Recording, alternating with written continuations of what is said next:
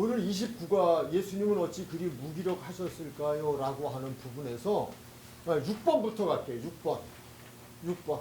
예, 교제하셨던 6번. 자, 지금 어딘지 아시죠? 6번으로 가면 29가예요. 지난주에 나눠드렸던 거 준비가 안 되셨더라도 거기 보면 또 하나의 무기력하심의 이유가 무엇인가라고 하는 부분이 있는데요. 제가 이제 이렇게 목회를 하는 그런 시간 속에서 제 아내가 한 번은 저한테 이런 이야기를 하더라고요. 예수님께서 십자가에서 이렇게 달려 돌아가실 때에 예수님의 십자가 아래에 있었던 예수님의 십자가 못 박는 사람들이나 회중들이 이런 이야기를 해요. 뛰어내리라고. 십자가에서 내려오라고. 그러면 우리가 믿겠다. 그렇게 이야기를 해요. 그때 제 아내가 질문이 그런 거예요. 예수님께서 확 뛰어내려왔다 돌아 올라가시면 되지 않냐. 내려오면 그 사람들이 믿겠다고 하니까 십자가에 못을 박혀있지만 하나님이신 데까지 빼고 내려오는 거든 찍고 내려오든 어쨌든 딱 내려오셨으면 많은 사람들은 믿게 하는 목적이 있어 오셨다면 그렇게 믿게 하시면 될 거 아니냐 하는 질문이에요. 저도 그 질문 받고 순간적으로 좀 당황했어요. 예. 그것도 그러네. 그런데 예수님은 안 내려오셨잖아요. 십자가에서 내려오면 믿겠다고 그랬는데 십자가에 달리신 예수님은 그 얘기 들으시면서 안 내려오셨다고요. 거기에 대해서 반응도 안 하셨어요. 왜 그랬을까 하는 거예요. 왜 그러셨을까? 자, 질문. 답을 주실 분. 계속 십자가에 돌아가시고 예표를 남기셨잖아요. 말씀을 그냥 읽으시고 구약부터 내려. 예, 그것도 답이 되어져요. 또 조금 더 진한 답이 있을 수 있을 것 같아요. 왜 안 내려오셨을까요? 예, 예언대로다. 십자가에 돌아가셔야만 일반 사람들의 구원을 이루기 위해. 할렐루야. 예, 성령이 역사하셨습니다. 하나님의 말씀은 성령이 가르쳐 주셔야 됩니다. 정답입니다. 근데 순간적으로 저도 아내에게 대답을 못했어요. 목사였잖아요. 근데 잠시 시간을 가지면서 이어와주는 거예요. 예수님은 십자가에서 죽으셔야 돼요. 죽으셔야 우리가 살아요. 우리의 죄를 사해 주실 수 있고 우리가 죄에서 사함을 받아요. 근데 예수님께서 내려오시면 끝난 거예요. 이건 사단이 하는 짓이에요. 그래서 그것이 어디에 나오냐면 마태복음 4장에서 연관된 말씀들이 나와요. 마태복음 4장은 예수님이 시험 받으시는 내용이에요. 돌덩이로 떡덩이가 되게 하라. 성전국부터 뛰어내려라. 내가 너에게 모든 걸 다 주겠다. 이런 유혹들이 와주거든요. 근데 그것이 내가 만일 하나님의 아들이거든이라는 단서를 붙여요. 내가 만일 하나님의 아들이라면 내가 믿겠다. 이거 해봐라 하는 얘기예요. 그렇다고 안 믿어요. 그렇게 되면 그분의 구원의 사역은 이루어지지 않아요. 가장 중요한 것은 지금 두 분 말씀이 다 맞아요. 하나님의 예언의 말씀을 성취시키기 위한 또 직접적인 답은 십자가를 지시고 돌아가셔야 하는데 내려오시면 구원은 끝납니다. 그래서 십자가에서 안 내려오십니다. 이제 여기에서 이제 우리가 하나 생각해야 할 것은 그렇다면 예수님은 무기력하신, 아주 우리가 보기에 엄청 무기력하시잖아요. 그렇게 무기력하실 수가 없잖아요. 하나님이신데 무언을 못하셔요? 그런데 왜 못 내려오셨냐? 인류의 구원의 역사를 이루기 위한 또 하나님의 예언의 말씀을 성취시키기 위함이었다고. 오늘은 그에 대한 공부를 할 거예요. 18장과 19장은 예수님께서 체포되시고 그리고 재판을 받으시는 그런 말씀으로 18장과 19장은 다 가득 차져 있어요. 그래서 오늘 18장, 19장을 다 함께 할 거예요. 그래서 18장과 19장의 총 제목은 예수님은 어찌 그리 무기력하셨나요? 라고 하는 거예요. 자, 여기서 전제는 예수님은 하나님이시잖아요. 그리고 그동안 표적을 행하셨잖아요.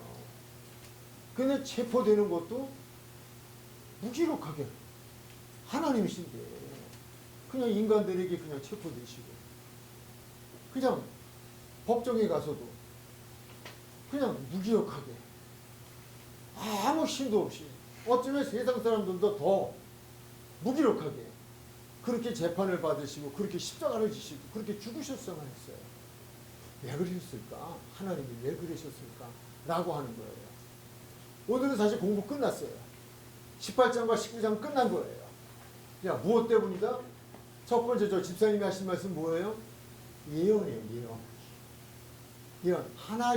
하나님께서 이미 하나님이 그렇게 그 예언해 놓으신 말씀을 이루기 위해 이 땅에 오셨고 그 예언의 말씀을 이루시기 위하여서 그렇게 하실 수밖에 없는 그 말씀을 이루어가기 위하여서 그분은 그렇게 무기력해질 수밖에 없었다는 거예요. 근데 이 무기력이라는 단어를 왜 쓰냐면 그 시대의 그 바리새인들, 사두개인들, 그 유대인들이요, 그 예수가 정말 그렇게 안 했으면 믿었을 거라고 하는 이야기를 하는 게 바로 6번에서 앞서 다뤘던 그 부분이에요. 내려와, 그 우리가 믿을게 라고 하는 거예요. 정말 그거 하나님이라면 하나님은 어떤 분인데 말씀으로 천지만물을 창조하신 분인데 저렇게 무기력할 수 있을까? 라고 하는 부분들 놓친 게 있어요. 그게 바로 말씀이에요. 말씀대로 이루어진다는 거예요. 그래서 말씀대로 구원도 이루어지고 말씀대로 영생도 이루어지고 말씀대로 천국의 삶도 이루어진다는 거예요. 이거를 우리에게 주시기 위하신 계획이었다라고 하는 부분이에요. 자, 이제 우리 체포로부터 한번 들어가서 볼게요. 제가 여기에 지금 성경을 두 곳을 지금 소개를 해놨어요. 이건 좀 찾아보자라고 하는 거예요. 이걸 찾아보고 그리고 체포로부터 설명을 들어가도록 할게요. 첫 번째 18장 3절은요. 이것은 체포에 관한 사건의 기사예요. 예수님이 체포를 당하실 때에 붙잡히실 때에 자 찾으셨으면 우리 한번 같이 읽으실까요? 시작. 유다가 군대와 유대인들과 바리새인들에게서 나렛 사람들을 데리고 군과 무기를 가지고 그리로 오는지라. 아멘. 유다는 누군지 아시죠? 가룟 유다죠. 가룟 유다가 예수님을 체포하러 와요. 붙잡으러 온다. 체포하러 온다. 근데 혼자 온 것이 아니라 누구와 왔다? 유다가 첫 번째 군대와라는 단어예요. 군대와. 이 군대와라는 단어는요. 그 시대의 군사 600명 단위를 군대 이렇게 이야기해요. 그러면 유다가 그 시대에 로마로부터 군사를 지원받았는데 몇 명의 군사를 지원받았다? 600명의 군사를 지원하고 그 지원받은 그들과 대제사장과 바리새인들과 동행하여서 군사 600명이 지금 예수님 한 분을 체포하러 몰려오고 있는 거예요. 그래서 우리 여기서 생각할 수 있는 건 이거예요. 예수님은 600명 군대 앞에 무기력했다. 600명의 군사 앞에 무기력했다. 그러니까 예수님이 아무리 표적을 그렇게 많은 표적을 행하고 능력을 행하신 분이라 할지라도 무리를 걷고 죽은 자를 살리고 오병이의 기적을 행하고 뭐 물론 포도주를 만들고 무엇을 했다 하더라도 유다가 생각할 때는 그 예수도 그런 예수도 그에게 뭐 선생님도 하죠. 그 예수도 그냥 1대1은 안 되지만 그가 또 어떤 요소를 부릴지도 모르고 하지만 무엇 앞에는 안 될 것이다. 600명 앞에는 안 될 것이다. 600명 군사 앞에는 안 될 것이라는 거예요. 자, 우리가 이제 여기서 생각해야 할 것이 있어요.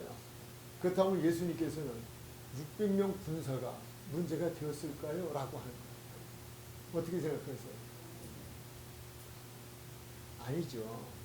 문제 되지 않죠. 600명이 뭐가 문제가 되어져요? 그분은 누구시에요? 하나님이죠.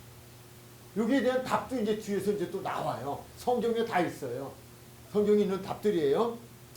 이제 그런데 이제 그럼에도 불구하고 예수님께서는 그들에게 체포를 당하셨어요. 체포를 당하셨는데 그다음 다음에 또 문제가 하나 생겨요. 13절로부터 가면 무슨 문제가 나오냐면 안나스의 법정에서부터 안나스 앞에서 예수님께서 그때부터는 결박을 당하고 끌려와서 재판을 받으시는 시간들이에요. 안나스, 그리고 또 가야바, 그 다음에 빌라도, 그 법정으로 이동하면서 재판을 받는 거예요. 근데 이들이 걱정이 되기는 됐어요. 예수님을 붙잡는 것부터 야 이게 뭐 보통 사람은 아니다 생각을 했고 그래서 군대 단위는 600명이다 라고 하는 것. 600명과 함께 예수님을 붙잡으러 와서 체포했어요. 그래서 체포를 했고 그래서 우리가 12절에 보면 한번 12절부터 먼저 읽을까요? 시작.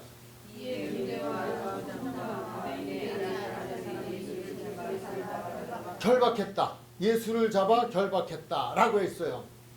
근데 지금 이것이 법정에 와서인지 이 말씀으로 보아서는 앞부분에서 군대만이 아니라 군대와 천부장이라고 하는 단어가 등장을 해요. 천부장도 군대적인 용어예요. 군대도 그렇지만 천부장이라고 하는 거는 몇 명의 군사를 두고 있는 사람이 천부장이다? 1000명의 군대를 거느리고 있는 사람이 천부장이에요. 그런데 그냥 군대와는 다른 군대예요. 기병이 240, 보병이 760. 그러니까 완전 조직화된, 그러니까 완전 무장한 무장군이에요.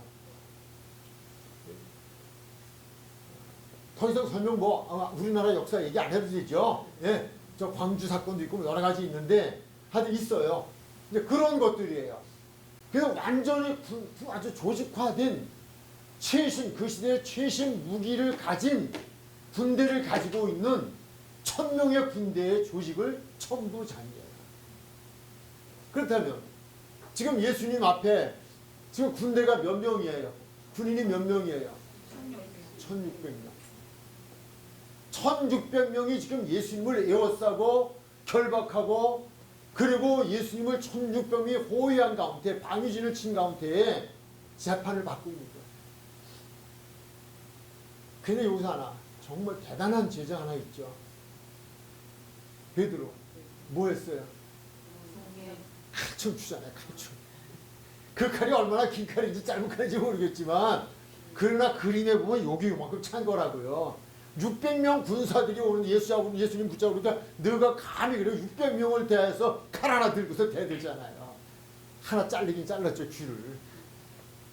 전 사실 그냥 군대라고 했을 때만은 그걸 몰랐어요. 뭘 말하는 것일까? 600명의 군사 앞에서 정말 겁도 없이 이건 무엇을 의미하는 거예요? 그래도 예수님이 하나님이시고 그동안 표적을 행하신 것 보면 저까지 것도 문제 안 된다. 내가 나서서 그냥 예수님이 다 지켜줄 거야. 이 믿음 없이는 불가능해.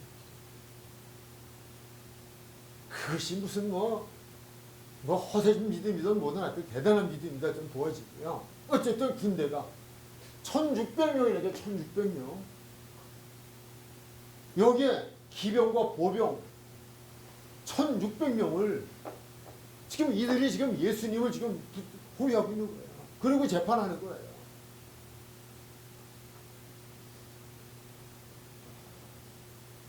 예수님께서는 그렇다면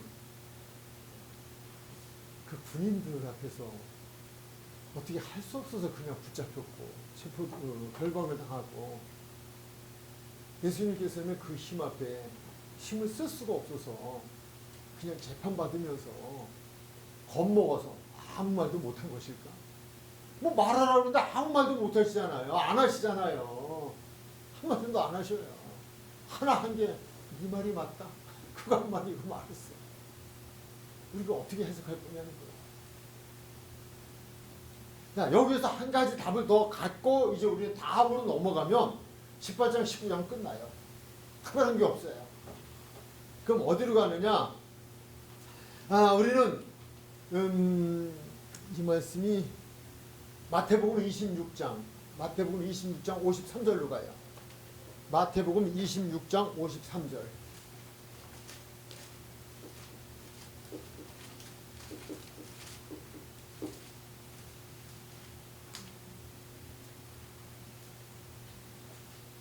제자들도 얼마나 실망했을까요? 그 모습 보면서 야 정말 저렇게밖에 안 되나? 우리가 정말 뭔가 잘못 믿어왔나? 라고 생각했을 거예요. 답이 여기 있어요. 한번 읽으시겠어요? 시작. 너는 내가 내 아버지께 구하여 그 열두 군단과 너희는 천사를 보내시게 할 수 없는 줄로 아느냐. 누구에게 하신 말씀일까요? 베드로, 칼춤 베드로.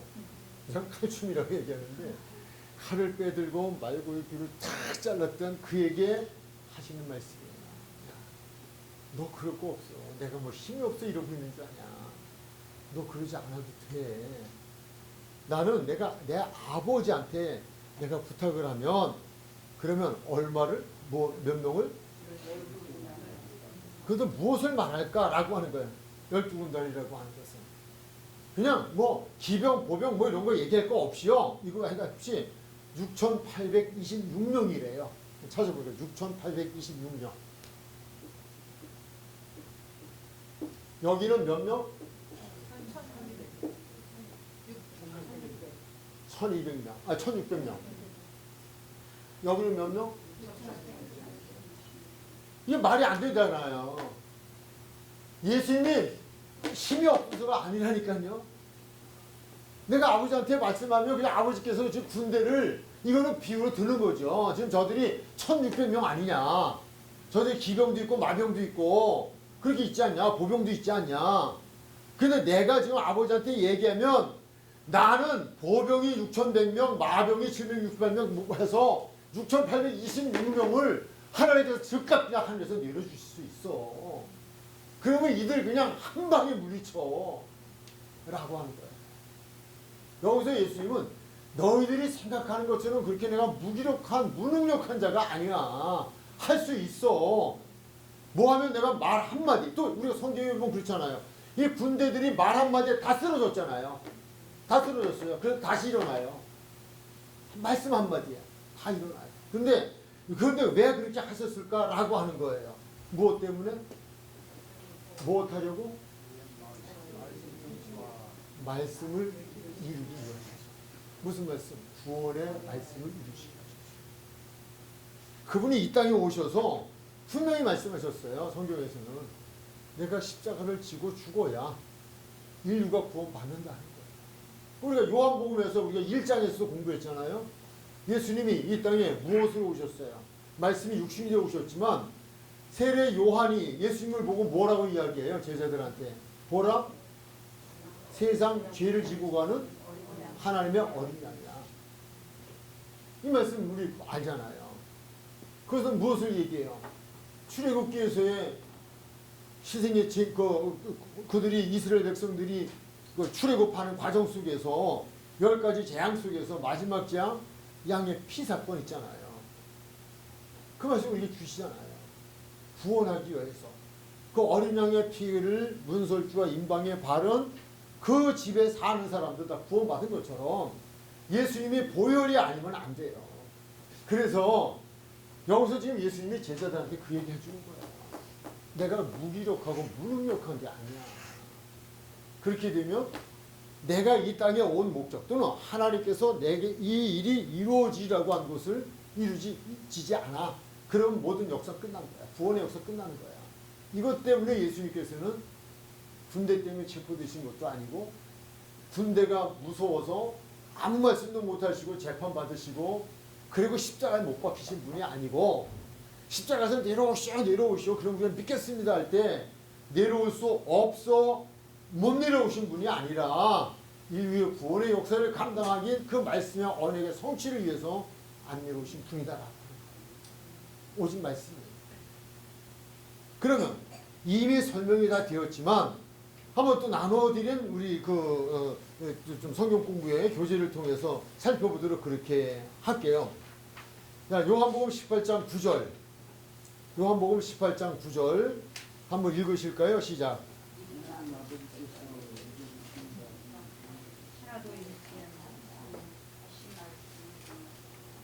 예. 예. 그냥 뭐 또 너무 좀 피곤하셔서도 또 목소리가 안 나오시는 것 같은데, 네, 제가 큰 소리를 읽죠. 네. 이는 아버지께서 내게 주신 자 중에서 하나도 잃지 아니하였사옵나이다 하신 말씀을 무엇하게 하려 함이라? 응하게 하려 함이라. 이거 지금 주신 거예요. 무엇이? 18장 9절은 1절서부터 7절까지 있었던 내용이잖아요. 지금 뭐 체포되는 과정이잖아요. 내가 이렇게 무기력하게 그들에게 체포된 건 군대의 동원으로 인하여 군대로 인하여 내가 체포된 것이 아니라 내가 12군단이나 더 되는 군대를 내가 하나님이 보내줄 수 있고 이들을 물리칠 수 있지만 또 너희들이 본 대로 내가 말 한마디에 저들이 다 쓰러지지 않았냐. 그런데 내가 말하니까 다시 일어나지 않았냐. 근데 그것은 무엇 때문이냐. 이렇게 해야 하나도 이는 아버지께서 내게 주신 자 중에서 하나도 잃지 아니하였음나이다 하신 말씀을 응하게 하라. 그렇게 해야 그 영혼들을 구원할 수 있기 때문에 그래야 내가 십자가를 지는 과정 속에서 체포되어진 거야 라고 하는 거예요. 우리 여기서 또 생각할 것은 말씀은 반드시 이루어진다 라고 하는 거예요. 1.1도 가관이 없어요. 다 이루어져요. 그대로예요. 그걸 우리에게 지금 교훈해주고 계신 거예요. 스가랴 11장 12절로 13절 이미 이것도 다 우리 제가 좀 기록을 하시라고 했던 부분인데 내가 그들에게 이르되 너희가 좋게 여기거든 내 품삯을 내게 주고 그렇지 아니하거든 그만두라. 그들이 곧 은 30개를 달아서 내 품삯을 삼은지라 여호와께서 내게 이르실 때 그들이 나를 헤아린 바 그 삭을 토기장에게 던지라 하시기로 내가 곧 은 30개를 여호와의 전에서 토기장에게 던지고 이거는 가룟 유다가 예수님을 팔고 팔은 그 값으로 다시 토기장에 밭을 사서 그가 묻힌 삶에 대한 이야기를 예언해 주신 거예요. 그러니까 말씀이 그대로 이루어지고 있다. 두 번째로 들어가서요. 요한복음 18장 19절로 31절에서 예수님이 재판받으시는 거예요. 왜 무기력하게 신문을 받으셨을까? 라고 하는 거예요. 자, 18장 32절 시작. 이는 예수께서 자기가 어떠한 죽음으로 죽을 것을 말씀하신 말씀을 응하게 하려 하시니라. 네, 이제 여기서 공통된 단어는 말씀을 응하게 하려 합니다라고 하는 것이 계속 반복이 되어져요. 18장, 19장은 왜 그렇게 하셨을까라고 하는 것에 대해서 말씀을 응하게 하십니다. 근데 여기서는 예수께서 친히 자기가 어떠한 죽음으로 죽을 것을 가르쳐 하신 말씀을 응하게 하려 함이라라고 되어 있잖아요. 그러니까 20장 18절 마태복음 20장 18절 19절에 보면 보라 우리가 예루살렘으로 올라가노니 인자가 대제사장들과 서기관들에게 넘겨짐에 그들이 죽이기로 결의하고 이방인들에게 넘겨주어 그를 조롱하며 채찍질하며 십자가에 못 박게 할 것이나 제3일에 살아나리라. 누구께서 하신 말씀이에요? 예수님께서 이 사건이 있기 전에 말씀하신 거라는 거예요. 이 말씀을 이루기 위해서 그걸 응하게 하기 위해서 예수님께서는 그와 같이 하신 것이다 라고 하는 거예요. 잡힐 때는 이방인에게 잡히셨어요. 자기 민족에게 잡히셨어요. 대제사장과 바리새인들에게. 또 더구나 유다에 의해서 붙잡히시잖아요. 물론 다른 군대가 그냥 도움으로 동원이 되긴 했지만 그러나 빌라도 이방인에 의해 또 로마의 군인에 의해서 십자가에 못 박히시거든요. 이방인에 의해서 죽으셔요. 그것까지도 예언대로 다 이루어지는 거예요. 말씀대로 이루어졌다라고 하는 부분을 주고 있고요. 그래서 이제 그 뒤에 보면 제가 여러분에게 도움으로 마태복음 16장 21절, 17장 22절, 26장 2절에도 동일하게 그렇게 예수님께서 예언하신 말씀, 나는 이제 죽는다, 죽어야 한다 라고 하는 부분을 강조했다. 말씀을 응했다 라고 하는 거예요.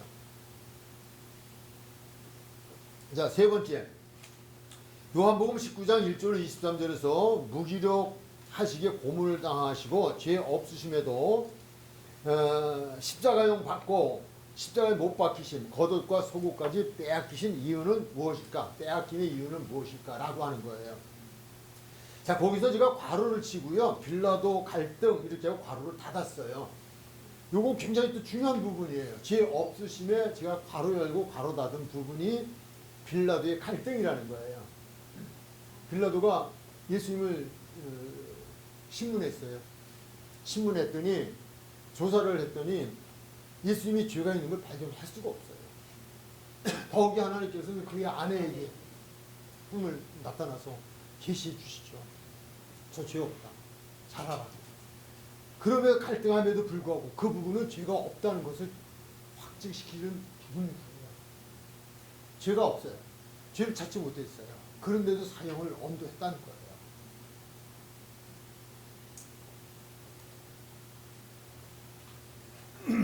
자, 이제 그럼에도 우리 예수님께서는 십자가형을 언도받고 십자가에 못 박히시고 옷까지 다 뺏기셨다. 왜 그랬을까? 라고 하는 거예요. 요한복음 19장 24절 시작.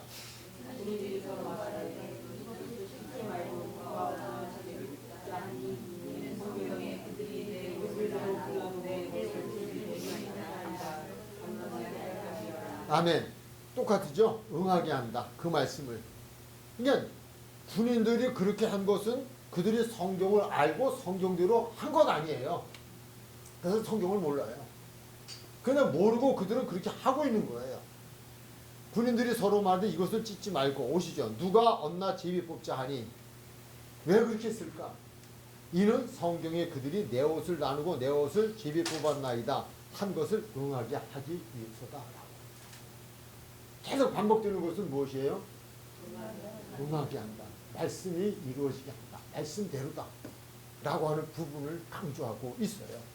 시편 22편 16절로 18절이면 개들이 나를 에워쌌으며 악한 무리가 나를 둘러 내 수족을 찔러나이다. 수족이죠. 손과 발. 예, 십자가를 못 박는 그런. 내가 내 모든 뼈를 셀 수 있나이다. 그들이 나를 주목하고 내 겉옷을 나누며 속옷은 집에 뽑았나이다. 겉옷은 무엇했다? 나눴고 속옷은 무엇했다? 집에 뽑았다. 왜 그건 나누지 않았을까? 라고 하는 거예요. 성경을 응하게 하기 위해서. 그냥 성경은 말씀 그대로예요. 문자 그대로예요. 가감할 게 없어요. 문자 그대로 이루어져요. 근데 자꾸 우리는 이걸 재해석하려고 하는 게 문제가 되는 거예요. 네 번째, 요한복음 19장 22절로 42절에서 무기력의 결과로 숨을 거두시고 장례되어지는 마지막까지의 이유는 무엇일까? 라고 하는 거예요. 자, 요한복음 19장 28절 시작.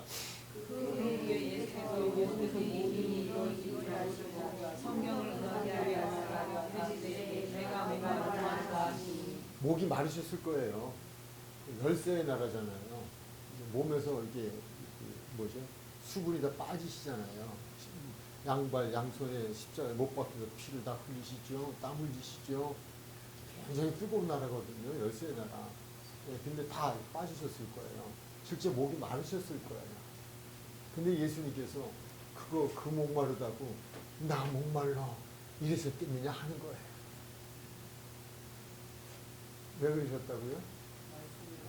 내가 목마르다 한 이것까지도 이미 예언된, 즉 그것을 통한 저분은 하나님이신데 하나님이 우리의 일을 대신하게 오심에 대한 옛날 갑자기 된 게 아니라 옛날부터 700년 전 이전서부터 이미 예언되어진 그 예언대로 오신 분이라고 하는 것, 예언대로 오시고 예언의 말씀을 이루려고 하신다는 것은 우리 인간들이 얼마나 안 믿어요.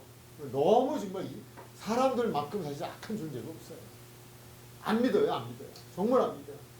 근데 이걸 믿게 할 필요가 있다. 근데도 안 믿어요. 이 정도는 믿어야 할 텐데. 그 얘기하는 거예요. 이미 시편에서 다 예언이 되어진 그런 부분들, 네, 또는 이제 그 이후의 말씀들, 그런 것들을 지금 얘기해주고 있죠. 그래서 시편 69편 21절에 보면 그들이 쓸개를 나의 음식물로 주며 목마를 때에 초를 마시게 하였사옵니다. 마시게 하잖아요. 그때에 내가 목마르다 하는 말씀을 하게 되었고 그런 일이 있을 것이다 라고 하는 거예요. 요한복음 19장 36절 시작.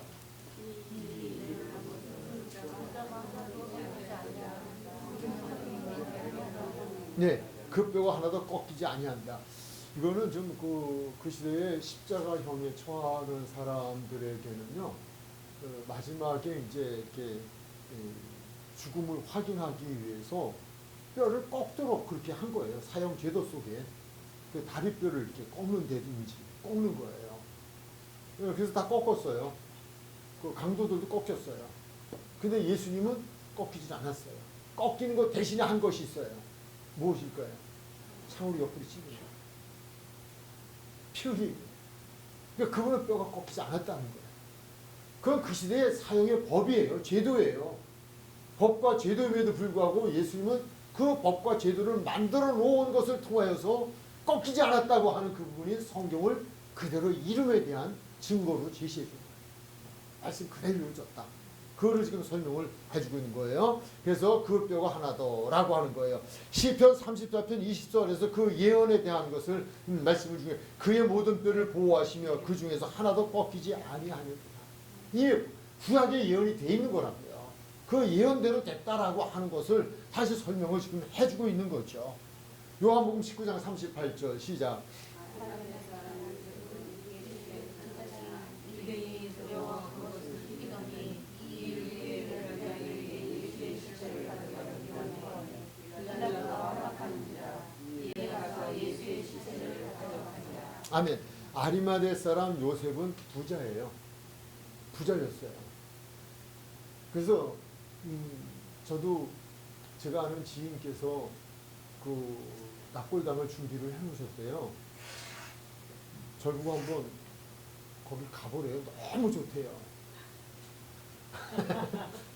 죽어서 싹 무덤에 붙여서 보면 그냥 뷰가 너무 잘 나오고 있죠. 근데 뭐 괜찮더라고요.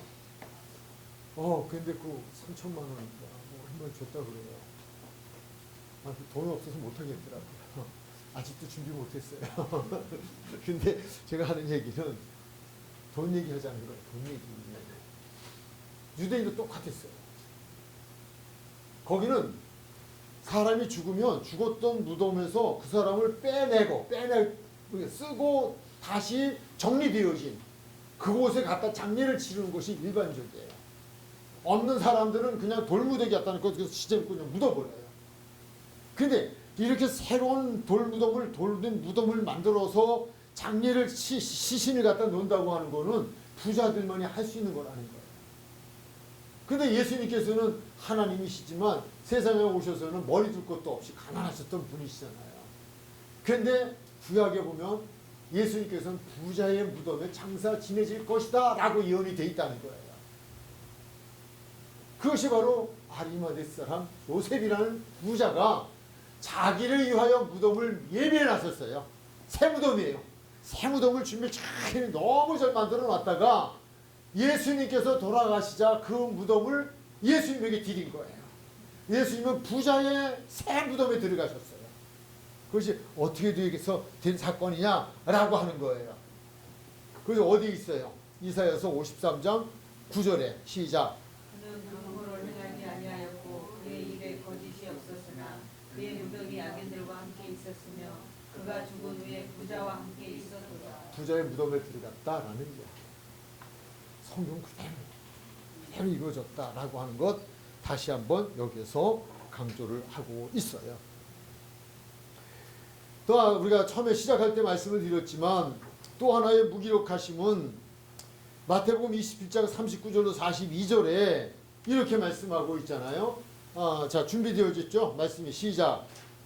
지나가는 자들은 자기 머리를 흔들며 예수를 모욕하여 이르되 성전을 헐고 사흘에 짓는 자여 네가 만약 하나님의 아들이거든 자기를 구원하고 십자가에서 내려오라 하며 그와 같이 대제사장들도 서기관들과 장로들과 함께 희롱하여 이르되 그가 남은 구원하였을 때 자기는 구원할 수 없도다.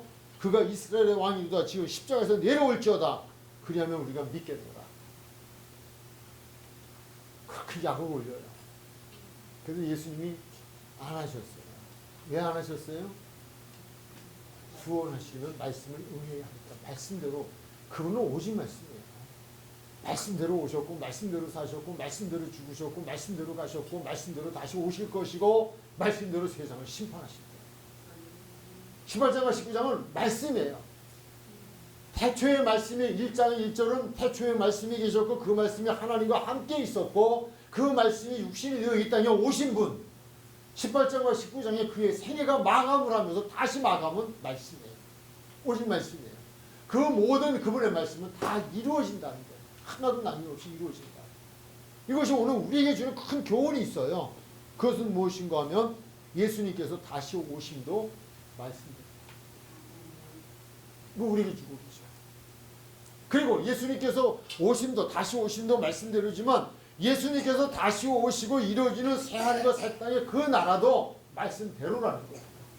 거기에 누가 들어갈 것인가 누가 주인이 될 것인가도 그것도 말씀대로라는 거예요. 우리는 다른 것은 믿음이 아니에요. 우리의 믿음은 무엇이에요? 믿음, 들음이에요. 들음. 믿음은 들음이에요. 말씀이에요.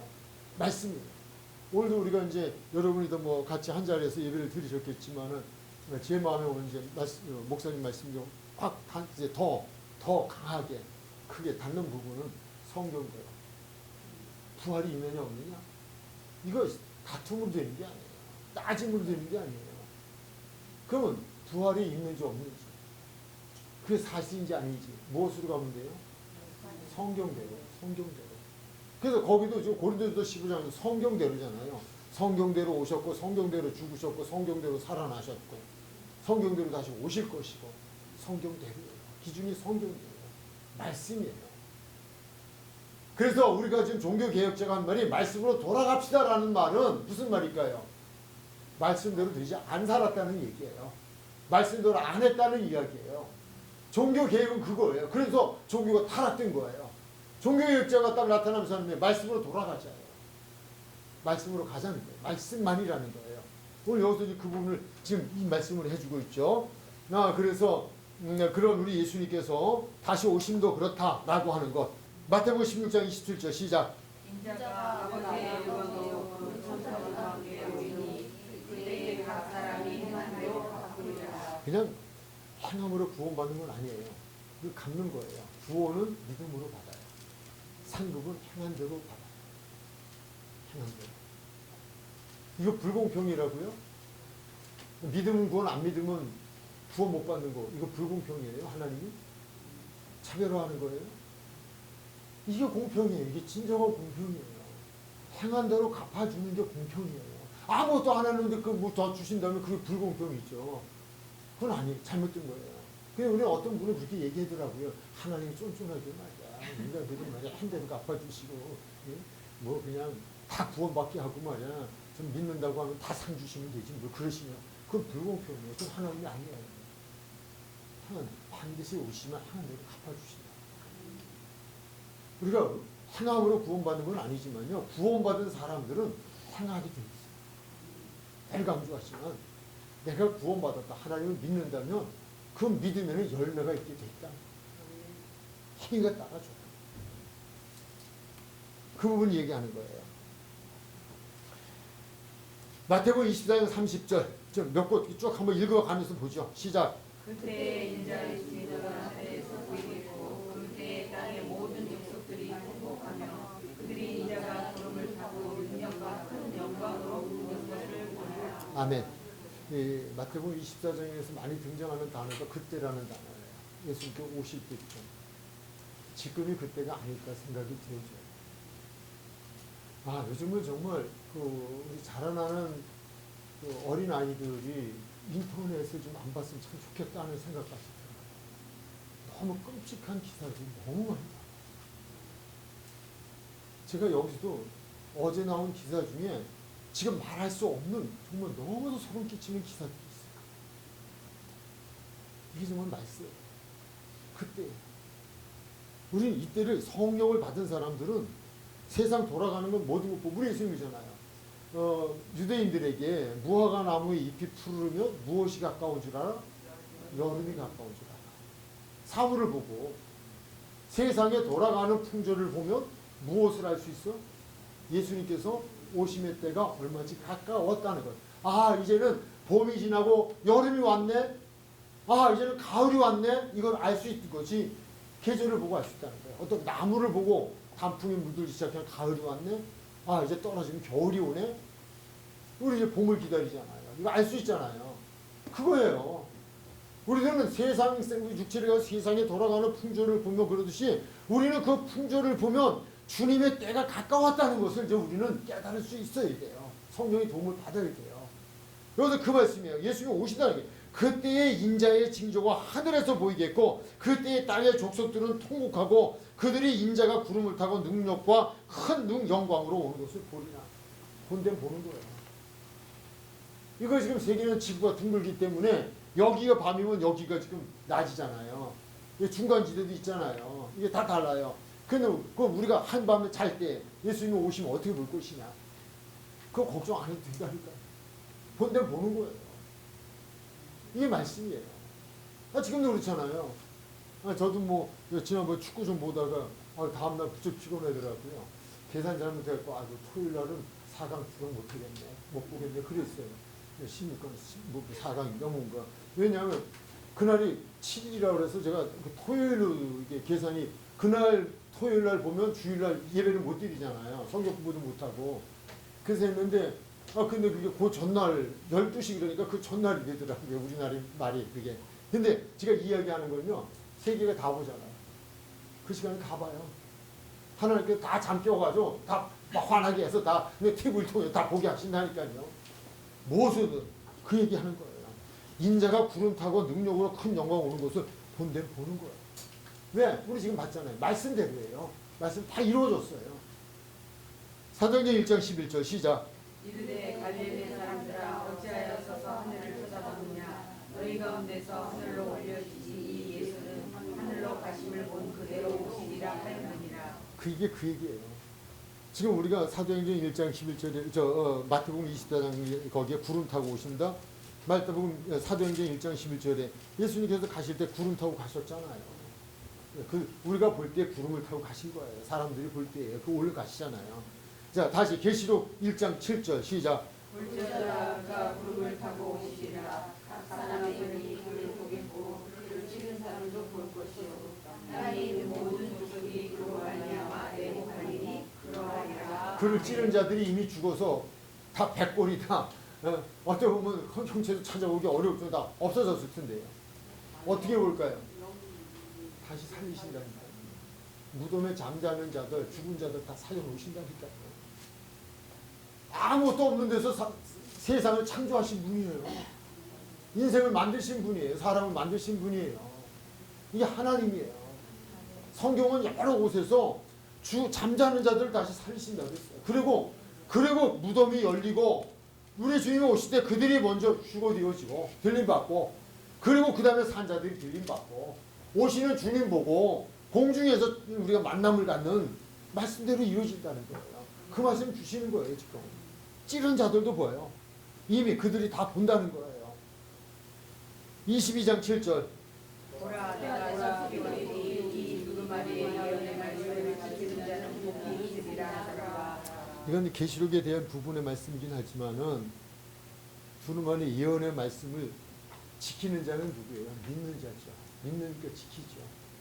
이들이 복 있다는 거예요. 왜? 오셔서 심판하실 것이니까 라고 하는 거예요.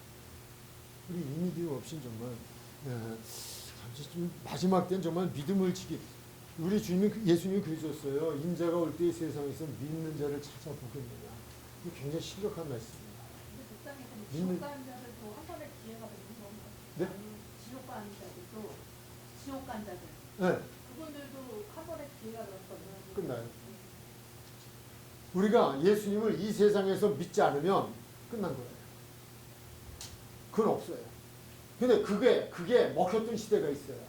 천주교에서 그거를 그 연옥설에 의해서 그들에게 살아있는 자들이 그들을 위하여 교회에 헌금을 하면 사닥다리를 타고 올라온다고 얘기를 했어요. 그 사기예요. 그건 아니, 성경이 그거 없어요. 그럼 무덤에서 다시 살아. 무덤에서 산다. 믿는 자는 죽는다고 말하지 않아요. 잠잔다 그렇게 이야기해요. 그럼 천국에 있는 분이 다시. 그러니까 저 집사님과 저가 지금 우리가 믿어요. 구원을 받았어요. 우리는 그러다 죽어야 돼요. 죽는다는 건 영원히 죽는 건 아니에요. 영혼은 영원히 살아. 영혼 자체는 죽질 않아요. 그냥 우리는 죽는다는 건 육체에서 우리 영혼에 빠져나가는 거예요. 우리 육체가 잠드는 것뿐이에요. 무덤으로 흙으로 돌아간다고요. 근데 그때 하나님께서는 다시 그 무덤을 열면서 그들을 다시금 본체로 다시 만들어 주시겠다고 말씀을 하신 거예요. 예, 그거 얘기하는 거예요. 제가 이제 처음에 봤을 때 예. 성경 가르쳐 주시던 권사님이 어. 한 번의 기회가 더 있다고. 그건 대단히 위험한 거죠. 그건 아주 잘못됐죠. 그러니까 우리가 살아있을 때 믿지 않으면 안 돼요. 그래서 마지막 최후의 순간이 최후의 강도가, 마지막 강도가 구원받은 게 그게 비결이에요. 죽은 자는 할 수가 없어요. 그게 어디 나오냐. 누가복음 16장 19절 이하부터 나와요. 19장에서 나와요. 그게 무슨 얘기냐면 부자와 나사로의 이야기죠. 부자와 나사로의 이야기. 절대 그건 정말 위험한 거예요. 그게 그렇게 되니까 천주교에서 그 티켓을 파는 거죠. 예. 그래서 그때 그들이 돈을 모았죠. 근데 그거를 마틴 루터가 종교 개혁을 일으키면서 바로잡았죠. 그리고 뭐 우리 돈 없는 집 부모들 죽어서는 건 뭐 영원히 못 나오죠. 왜냐하면 한 계단 올라오는데 100만 원씩.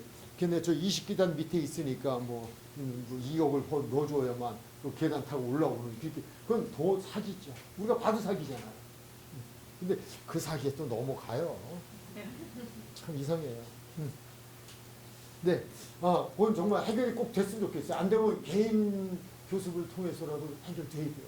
이러려면 이제 안 믿고 돌아가시는 부모님이라고 그건- 그러거든요.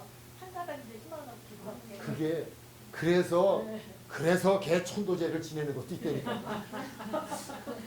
자기 위로지 그거는 아니라고. 자기 위로를 받는 그게 우리는 너무 많아요. 이 세상에 믿음 생활하면서 너무 많고요. 인정에 의하여서 우리도 성경을 잘못 해석하는 경우도 많아요. 인정이 없어요. 하나님 앞에서 인정사정도 없어요. 있는 게 딱 하나, 말씀이에요. 말씀 앞에 인정사정도 없어요. 저 사람이 목사의 아들이니까 하나님이 목사의 아들이니까 살려주실 거 없다니까요. 치맛자락 붙들고 가는 게 어디 있어요? 성경에 없죠.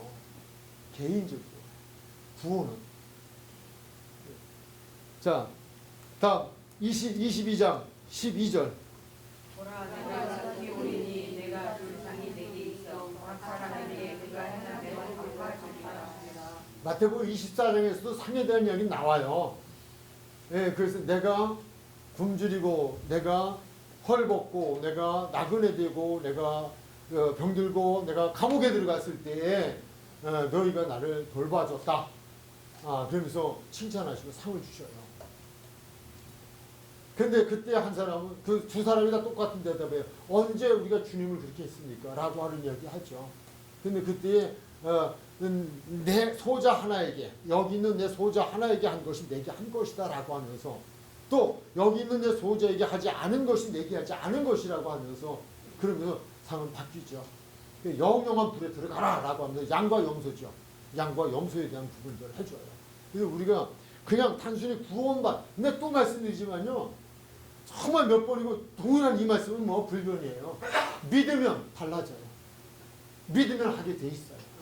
그러니까 자범죄도 사실은 문제가 안 된다는 거는 자범죄를 져도 된다 이 얘기는 아니에요. 정말 하나님이 믿어주고 예수님이 나를 위하여 십자가에 죽으셨고 그분 내가 원죄 내가 그분에게 진실로 돌아와서 그분을 진실로 믿는다면 내 생활이 달라지죠. 우리 신약성경에서 쌍둥이 서신이 있잖아요. 쌍둥이 서신. 뭔지 아세요? 혹시 아시는 분 계세요? 쌍둥이 서신. 로마서와 야고보서예요. 로마서 야고보서인데 쌍둥이 서신이라고 그래요. 근데 그거는 일란성 쌍둥이가 아니고 이란성 쌍둥이에요. 일란성은 아니에요. 로마서는 믿음이에요. 믿음으로 구원받는다. 의인은 없나니 하나도 없다. 믿음으로 구원을 받는다라고 하는 부분이에요. 그런데 야고보서에 가면 믿음 얘기 안 해요. 행함이에요. 그러면 어느 게 맞냐? 어느 게 맞아요? 네? 다 맞아요. 두 개 다 맞아요. 안 맞으면 성경이 아니에요. 그럼 왜? 내용은 다른데. 믿음으로 사는 자는 행함이 돼 있다. 믿음으로 사는 행함이 돼 있다는 거예요. 무엇을? 말씀을. 믿지 않기 때문이에요. 그러니까 우리 일반적으로 저 사람 예수 믿는 거 맞아? 그 얘기 왜 해요? 예수 믿는다 그러는데 저 말도 그렇고 행동도 그렇고 뭐 이게 아니네? 그러니까 저 사람 예수 믿는 거 맞아? 그 얘기잖아요. 믿는다면 저렇게 안 할 거야. 그거 안 한다는 건 뭐야? 행동이잖아요. 그 얘기하는 거예요. 제 얘기 잘못 이해하면 어디 가서 변목사 그런데 뭐 우리가 원점을 해결받으면 자범죄 괜찮대 이래 놓으니까 그냥 이게 또 어서 이단 하나 나왔네. 큰 오해. 근데 그건 확실히 여기 지금 영상에 지금 자료로 남기 때문에 괜찮아요.